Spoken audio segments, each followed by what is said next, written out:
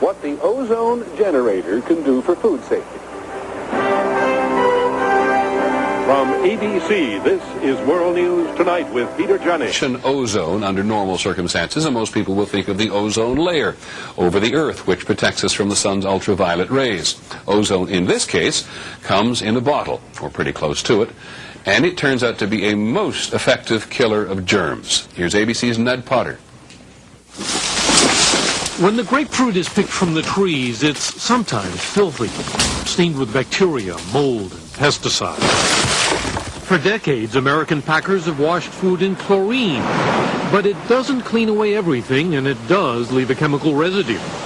So here's another idea. You know how fresh the air sometimes smells after a thunderstorm? That's partly because lightning cutting through the air turns oxygen molecules, or O2, into ozone, which chemists label O3. In water, it's 3,000 times faster acting, killing virus, bacteria, than chlorine is. But ozone can be used to clean everything, from vegetables to beef to chicken.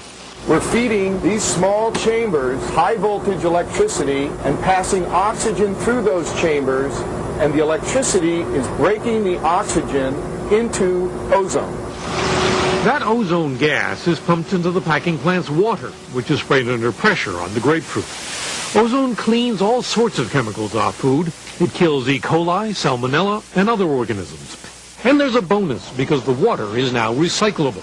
After the wash, it's pumped back to the ozone generator to repeat the process. The result is plainly visible. This is a jar of water that's been used to clean off the fruit. 15 minutes later, after it's been filtered and treated with ozone, it looks like this, ready to be used again. The government approved ozone for food just this summer, but it's not new. In Japan and Europe, it's been used for decades. The water supply for Los Angeles is cleaned with ozone, as is most bottled water. But for food in the United States, ozone got little notice until the recent episodes of contamination.